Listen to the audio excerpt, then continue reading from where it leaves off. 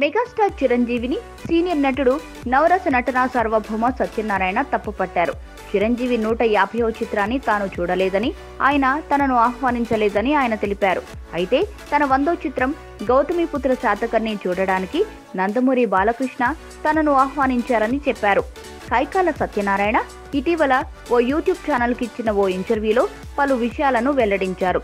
ప్రస్తుతం టాలీవుడ్లో సీనియర్ నటులకు తగిన గౌరవం దక్కడం లేదని ఆయన ఆవేదన వ్యక్తం చేశారు. తాజాగా చిరంజీవి 150వ చిత్రం నందమూరి బాలకృష్ణ 100వ సినిమా ఇటీవల ప్రేక్షకుల ముందుకు వచ్చిన సంగతి తెలిసిందే. ఈ సినిమాల గురించి సత్యనారాయణ మాట్లాడారు. చిరంజీవి 150వ సినిమాను నేను చూడలేదు. చిరంజీవి నన్ను పిలవలేదు, అందుకే వెళ్లలేదు. థియేటర్కు వెళ్లి చూద్దామంటే ఆ అరుపులు గోలల్లో చూడలేను, అందుకే చిరంజీవి సినిమాకు వెళ్లలేదు. బాలకృష్ణ పర్వాలేదు, శాతకర్ణి సినిమాను చూడడానికి రమ్మనమని బాలయ్య స్వయంగా ఫోన్ చేసి పిలిచాడు.